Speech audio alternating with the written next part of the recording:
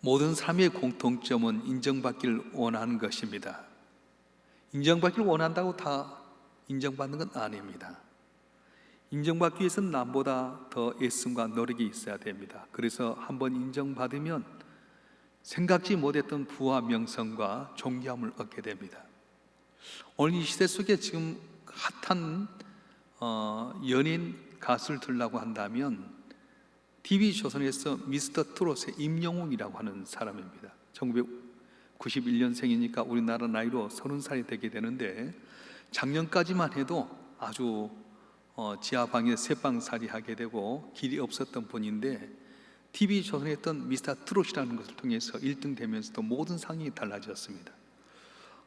이 사람은 아버지가 5살 때 돌아가셨어요. 30대였던 어머님이 재혼하지 않냐고 이 아들 하나 바라보면서 미용실 운영하면서 키웠습니다. 그래서 본인이 이제 경복대학교 실용음악과에 가서 제 노래를 이렇게 준비를 했는데, 처음에 발라드 노래를 갖고 시작을 했습니다. 근데 이게 잘 맞지 않았어요. 내게 맞는 것이 무엇일까 하다가 트로트를 하게 됐는데, 2016년도에 송혜 선생이 전국 노래장을 하게 될 때 포천에서 이제 1등을 하게 되면서 2016년도에 가수로 데뷔를 하게 됩니다. 그런데 오는 가정 속에 순탄치만 안 했어요. 그래서 길이 잘 열리지 않았지만은 이번에 미스터 트롯을 통해서 1등이 되면서 상황이 전체 달라졌어요. 상금으로 1억을 받았고요.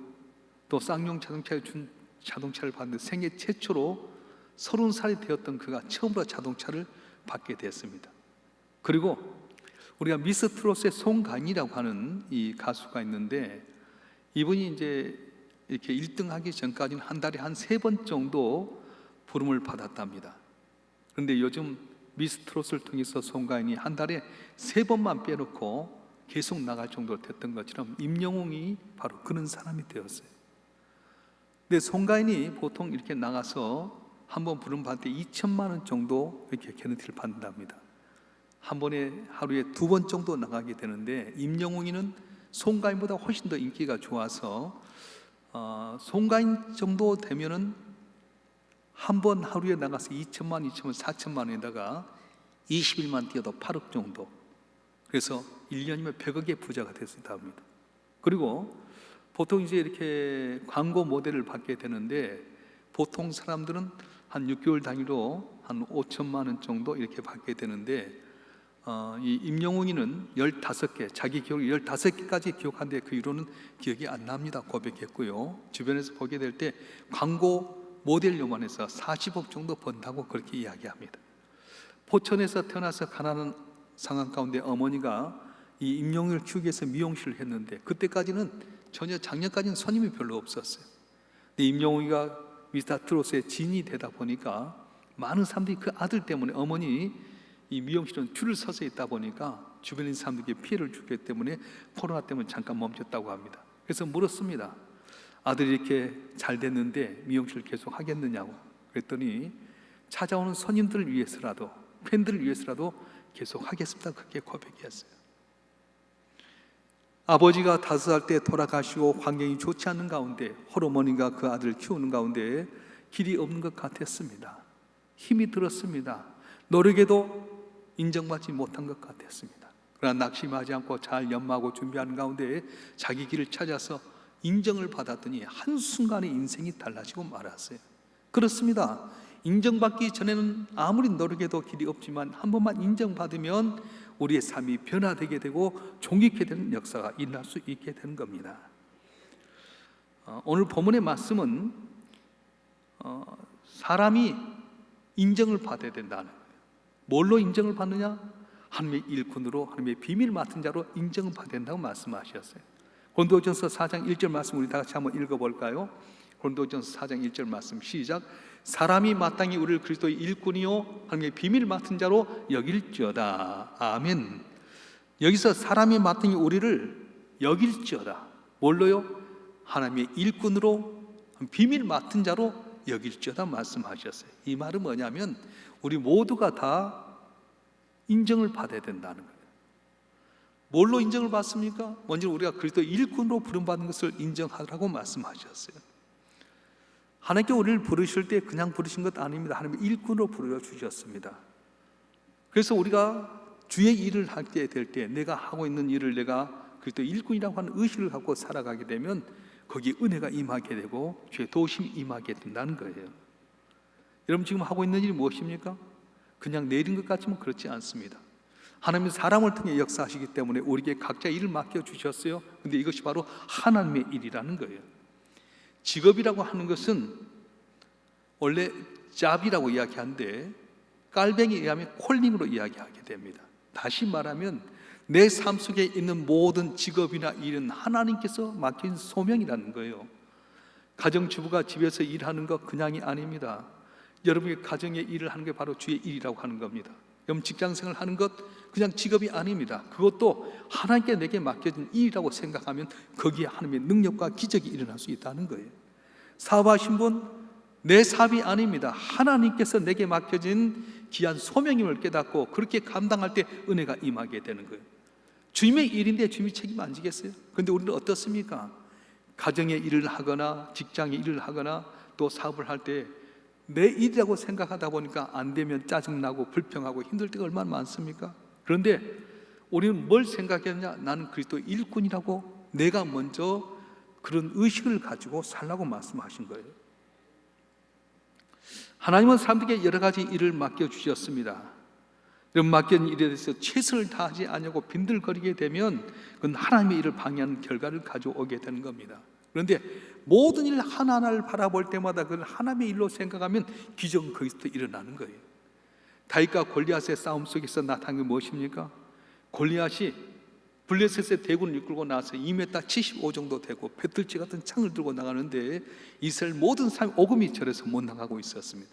그때 형들에게 아버지의 심부름 따라서 이렇게 위로하러 왔던 다윗이 이 모습을 보고 의문이 생겼어요. 저것은 그냥 한 것이 아니라 하나님의 일을 방해한 걸 여겼어요. 그래서 뭐라고 말합니까?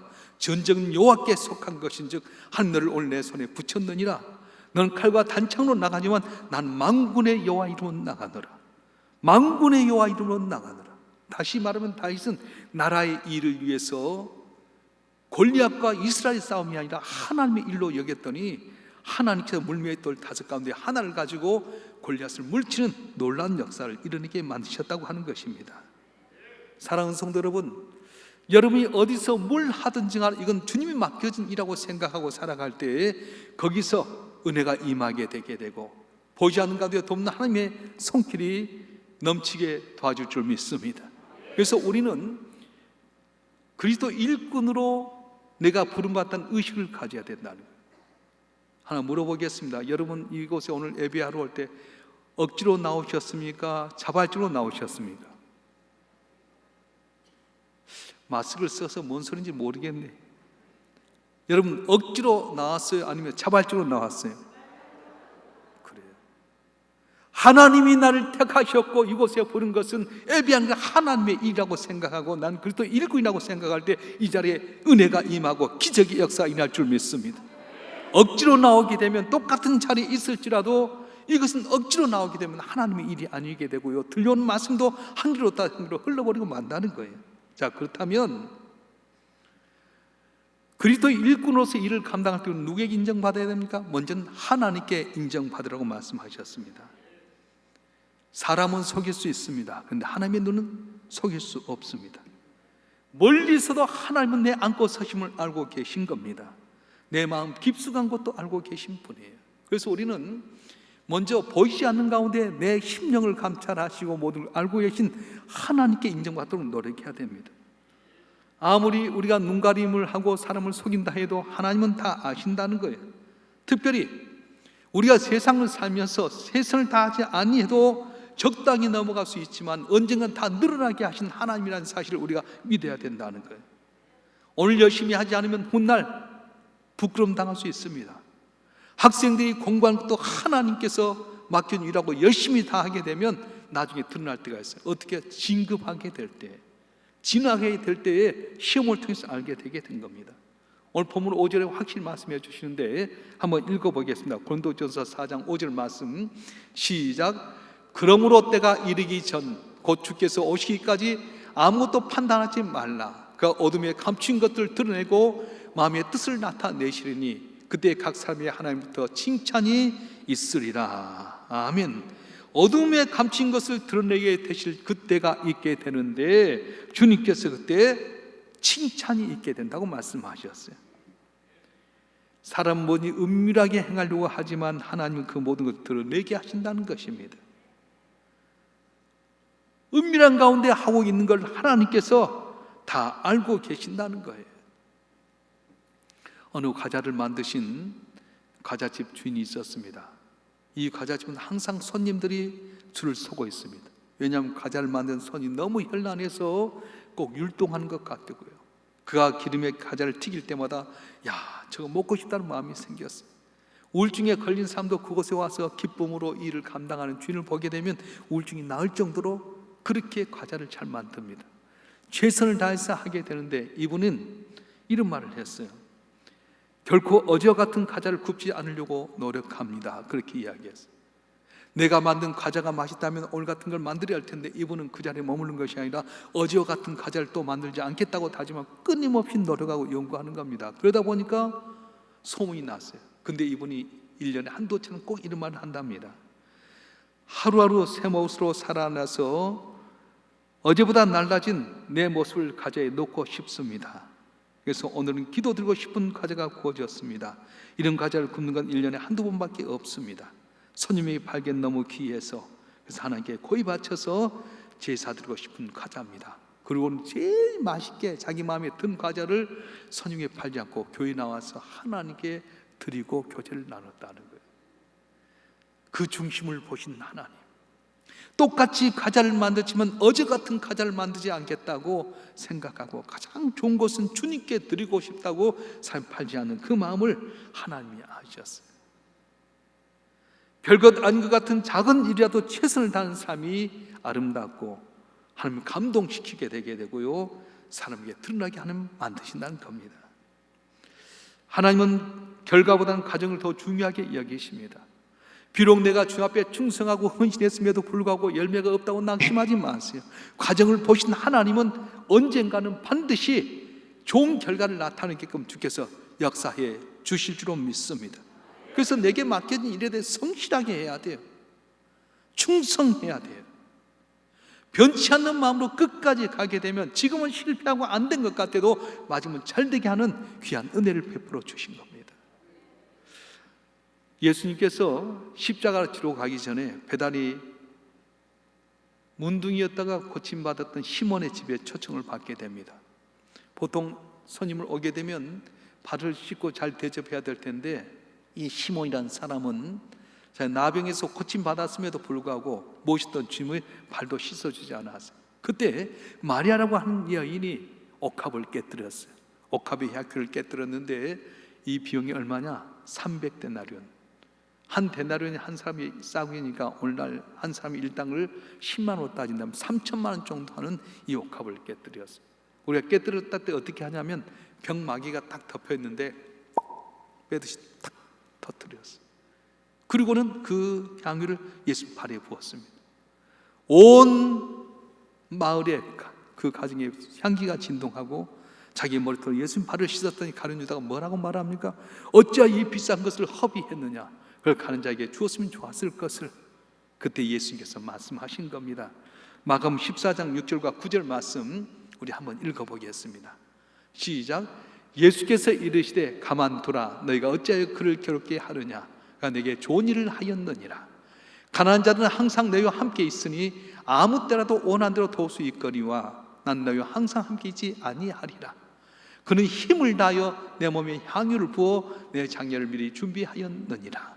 내가 진실로 너에게 이르노니 온 천하에 어디선지 복음이 전파되는 곳에는 이 여자가 행한 일도 말하여 그를 기억하리라 하시니라. 아멘. 옥합을 깨뜨려서 허비했다고 가룟 유다는 질타했지만 하나님의 아들 예수님께서는 괴롭게 하지 말아라. 가난한 사람은 항상 너희에게 있어서 언제든지 할 수 있지만은 이 여인은 내게 좋은 일을 했다. 최선을 다했다 말씀하셨어요. 복음이 증거된 마다 이 일을 증가하라고 말씀하셨어요. 그리고 어떻게 하십니까? 십자가에 못 박혀 죽었다 부활하신 다음에 첫 번째 증인이 누가 되게 하냐면 이 마리아가 되게 만드셨어요. 예수님이 십자가에 못 박혀 죽으신 지 사흘째 된 안식 후 첫날에 마리아가 주님의 몸에 향유를 불려 또 갔다가 무덤 문이 열려지게 되고 예수님이 시신이 없어졌습니다. 그런데 주님이 제일 먼저 나타난 마리아야 나타나셨어요. 라보니여 가까이 대지 말아라. 내가 아버지께 아직 보이지 아니했다. 부활하신 다음에 하나님께 보이기 전에 이 마리아에게 보여주셨어요. 그렇습니다. 내가 주님 앞에 정말로 정성을 다하고 최선을 다하면 주께서 기억하시고 복을 내려주시는 거예요. 우리가 베세다 들녘에서 보리떡 5개 물고기 2마리를 드렸던 한 소년의 이야기를 기억하실 겁니다. 장정만 5,000명 여자와 노인까지 약 2만 명이 모여 있었습니다. 말씀을 전하신 주님께서 너희 가운데 먹을 것이 있느냐 물어보았어요. 제자들이 가서 묻습니다. 여러분 가운데 먹을 것이 있습니까? 물어보는데 모두가 다 감추어 두었어요. 이것 주고 나면 난 먹을 것이 없다고 다 감추어 두었어요. 그런데 이름 모를 한 어린 소년이 어머니가 싸줬던 보리떡 5개 물고기 2마리 아무것도 아닌 것인데 이걸 주님에게 드리셨습니다. 그랬더니 주님께서는 이걸 통해서 축사하시고 거기 있는 사람들 다 나눠줬는데 남은 것이 12강주리가 있었어요. 우리 같으면 다 그걸로 끝내야 할 텐데 버리지 말고 모아라. 왜요? 주석가들은 이름 모를 한 소년에게 주었을 거라고 이야기합니다. 그렇습니다. 내게 있는 것 같고 아무도 모르는 것 같지만 주 앞에 열심히 다하면 주께서 기억하시고 복을 내려 주신다는 거예요. 그래서 우리 성도들은 제일 먼저 내가 그리스도 일꾼으로서 누구에게 인정받느냐? 하나님께 인정받으라는 거예요. 할렐루야. 여러분이 교회 나와서 어떤 일을 감당하든 성가대를 하든 교사를 하든 식당 봉사를 하든 방송실에 일하든 찬양 봉사하든 꽃꽂이를 하든 예배위원회, 헌금위원회, 세가지위원회, 안내위원회 하든 간에 하나님이 내게 맡겨준 일이라고 생각하고 최선을 다하면 남은 모를지라도 하나님이 아시고 복을 내려 주실 줄 믿습니다. 미국의 가장 유명한 연예인 중에 지미 듀란트라고 하는 분이 있었습니다. 2차 세계전쟁이 일어났을 때 병사들 위로하기 위해서 이 지미 듀란트에게 요청을 했어요. 너무 바빠서 못 가겠다고. 가서 5분만 해달라고. 당신이 오면 군인들이 사기가 승천할 겁니다. 도와주세요. 5분만 해주세요. 그래서 이분이 가서 5분만 하기로 하고 갔습니다. 그런데 공연을 하면서 10분이 지나도 안 끝나고 20분, 30분이 지나도 땀을 뻘뻘 흘리면서 최선을 다한 거예요. 40분이 지나고 난 다음에 들어왔을 때 물었어요. 아니, 듀란트 씨 5분 하기로 했는데 어떻게 이렇게 40분을 했습니까? 근데 하는 말이 저기 있는 2 병사 때문에 그랬노라고. 그러냐고. 딱 그래서 커튼을 딱 젖혀보니까 상위군 2 사람이 한 팔씩 다 팔이 없어졌는데 2 사람이 지미 듀란트가 공연한 거고 너무 좋아서 같이 짝짝이 한 손찌개에서 마주치면서 박수하는 거 보면서 이 지미 듀란트라는 사람이 감동을 받은 거예요. 한 팔밖에 없는데 저렇게 좋아하는구나. 내가 온 걸 저렇게 기뻐하는구나. 그래, 내가 저기서 5분만 아니라 내가 20분도 30분도 내게 있는 거 다 보여야 되겠다. 만사의 감동을 주었습니다. 그렇습니다. 하나님께 내가 부족한 건 많이 있을지라도 내가 가진 걸 열심히 하나님을 사모하게 되게 되면 반드시 은혜를 주시고 도와주실 줄 믿습니다. 문제는 내게 있다는 거예요.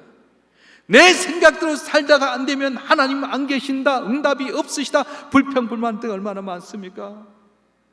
환경 보지 아니하고 전능하신 하나님은 내 중심을 보고 계시고 약속을 반드시 지키심이라는 사실을 믿고 힘들고 어려도 주님 앞에 최선을 다하고 성실히 섬기게 되면 하나님의 능하신 손 아래서 겸손해라 때가 되면 널 높이라고 약속하신 주님께서 반드시 놀라운 은혜와 능력과 기적으로 복을 내려 줄 줄 믿습니다. 코로나19 염려하지 마세요. 어려운 환경이 있을지라도 주에 대한 믿음을 갖고 나가게 되면 최선을 다하게 되면 이 어려운 가운데 여러분 지켜주시고 담을 넘게 하게 하시고 마침내 전능하신 하나님이 내 하나님인 것을 모든 사람이 알도록 은혜를 주실 줄 믿습니다. 주실 줄 믿습니다. 이런 복이 여러분 가운데 임하기를 주님으로 축원합니다. 하나님께도 인정받아야지만 우리 성도들은 그리스도 일꾼이라 하면 사람에게도 인정을 받아야 된다는 거예요. 많은 기독교인들이 착각할 때가 많습니다. 하나님께만 잘 보이면 되지 사람 신경 안 쓸 때가 많아요. 그런데 여러분 그건 독선이게 됩니다. 때로 우리가 억울한 일을 만났을 때에 하나님만 알아주고 아무도 모를 때가 있습니다. 그럼에도 불구하고 우리는 아무도 모른다 할지라도 그분들에게 인정받도록 노력해야 된다는 거예요. 우리가 나를 인정하지 않는 집단에서 일하면 얼마나 힘듭니까? 근데 나를 인정하는 사람들이 있는 곳에서 일하면 살만 나게 되고 보람이 있습니다. 근데 여러분 어떠세요? 여러분을 비난하고 지탄하는 그런 환경 속에 있습니까? 그때 어떻게 해야 됩니까? 아이고 저것들하고 안 해. 그리 돌았습니까? 아니. 나를 이해하지 못할지라도 그들 앞에 내가 성실하고 최선을 다하면 말 한마디에 감동이 되고 은혜가 되게 된다는 거예요. 초대교회 안디옥 교회가 있었습니다. 스데반 집사가 죽고 나서 다 흩어져 구브로와 안디옥까지 가게 되는데 거기 가서 복음을 전할 때 사람이 모이기 시작했습니다. 이방 땅 안디옥 땅에도 많은 사람이 모아들고 부흥한다는 소리를 듣고 예루살렘 교회에서는 바나바를 보냈어요. 바나를 보냈더니 정말로 사람이 많이 모인 거예요. 그때 바나바가 사울이라고 하는 청년, 예수를 만나고 나서 눈이 캄캄해져서 아라비아 광야에서 이렇게 연단받던 바울을 데려다 같이 사역을 하면서 칭찬을 받게 됩니다. 덕을 세우게 되고 주변을 섬기게 되면서 칭찬받으면서 그들이 뭐라고 이야기했냐? 그리스도인이다. 그리스도에 속한 자가 칭찬을 받았어요. 할렐루야. 우리 교회도 주변에 칭찬받길 바랍니다. 하나님 믿는다고 나만 잘 사는 것이 아니라 주변의 사람들이 인정을 받아야 돼요. 우리 교회도 남성교회나 이렇게 이 전도대에서 주변에 청소를 하고요, 알든 모르든 청소를 했더니 사람들이 알게 되는 거예요. 붕어빵 만들어서 다 갖다 주고 손해 난 것 같아도 갖다 주면 처음엔 안 먹다가 오면은 기다리는 거 있잖아요. 기적의 역사는 장급부터 일어나게 되는 거예요. 제가 이제 우리 권사님 한 분에게 이야기를 들었는데 성전을 짓고 나서 택시를 타기 운동을 했지 않습니까? 택시 타고 오면 돈 잔돈 몇백원 나오면 줘라. 왜 이렇게 주시냐? 우리 목사님이 꼭 오시면은 잔돈을 드리라고 했어요. 근데 한 번은 이 택시를 타고 오는데 교회는 참 나쁘다고, 제사를 안 드린다고 그랬더니 이 권사님이 그렇게 이야기했대요. 우리 목사님이 그러셨는데 부모님이 정말 제사 날에 오게 되면 이렇게 차려도 되겠냐고, 호텔 빌려서 섬겨야지. 그런데 우리 부모님 죽었다 오지 않으니까 우리 목사님 그랬대요. 살아계실 때 잘 해드리라고. 우리 목사님 그러셨대요. 그러니까 그런 목사님도 있냐고 그랬대요. 해보셨어요? 내가 마음을 듣고 감동을 받아요. 그분이 그래서 항상 올 때 일삼명수교회 좋은 교회라고 칭찬했다는 거예요. 그래요. 말 한마디라도 우리가 좀 생각하고 잘 내야 되지 않겠어요? 저도 택시 타면요 5,000원 냈는데 800원 남았다 그러면 다 가지게 만들어요. 7,000원 나왔다 그럼 10,000원짜리 누구? 괜찮습니다. 전 교회 목사입니다. 그러면 너무너무 좋아하고 있잖아요. 3,000원 갖고 사람 마음을 이렇게 한 거 있잖아요. 그래요. 우리가 하나님 믿어서 칭찬받는 것도 중요하지만 사람들도 칭찬을 받아야 됩니다. 여러분 삶의 현장 속에 여러분 어떻습니까? 사람은 각각 다르지만 윗사람이 볼 때는 잘하고 아랫사람이 볼 때는 모른 체 하고 다 그만둔 사람이 많아요. 힘든 일이면 빠지고 쉬운 일만 찾아서 할 때가 많습니다. 혹시라도 내가 하고 있는 일에 내가 덤떡이 있을까 봐서 책임의식을 안 하고 일을 안 하는 사람이 많아요. 그런데 우리 기독교는 어떻게 합니까? 남이 안 하는 힘든 일 내가 자청하게 되고요, 내가 일을 하다가 내가 덤떡이 있을지라도 최선을 다하게 될 때 지나고 나면 인정받게 되게 된다는 거예요. 할렐루야. 하나님 믿고 있다고 해서 다른 사람들 의식하지 않고 함부로 하는 것이 아니라 오히려 세상들의 칭찬받도록 우리가 잘 지켜야 됩니다. 코로나19 시대 속에 교회가 묵묵히 이기고 방역 질서 잘하고 하나님께 나와서 예배 드리고 우리가 다 번이 되게 된다면 이것 때문에 많은 사람들이 주 앞에 돌아오는 은혜가 있어질 줄 믿습니다. 할렐루야. 우리가 그리스도의 일꾼이라고 부르심을 받았다고 한다면 어떠한 조건 가운데서 최선을 다하라고 말씀하는 겁니다. 사람들은 조건 따지기를 좋아합니다. 직장 갈 때도 조건이 어떠냐 따지게 되고요, 직장에 들어가 부서 일을 할 때도 조건이 좋으면 그리 가려 하고 어려운 부서는 안 가려고 할 때가 많습니다. 그런데 우리가 알아야 할 것은 세상을 살 때 항상 좋은 조건만 있을 수는 없습니다. 때로는 내가 생각하는 최악의 조건이 있을 때가 있습니다. 그런데 조건이 좋지 않다고 최선을 다하지 않는다면 그건 정도를 가는 길이 아닙니다. 우리 성도들은 어떤 최악의 조건, 안 좋은 조건이 있을지라도 묵묵히 거의 최선을 다하게 되면 반드시 인정받게 되고 그 드러날 때가 오게 된다는 거예요. 성경에 나온 위대한 믿음의 선진들을 보게 되면 환경이 좋아서 그렇게 쓰임받는 건 아니었습니다. 다 환경이 어려웠어요. 아브라함도 그랬고 이삭도 그랬고 야곱도 그랬습니다. 특별히 요셉은 더더욱 그랬습니다. 꿈에도 생각지 못했던 노예로 팔려가게 됩니다.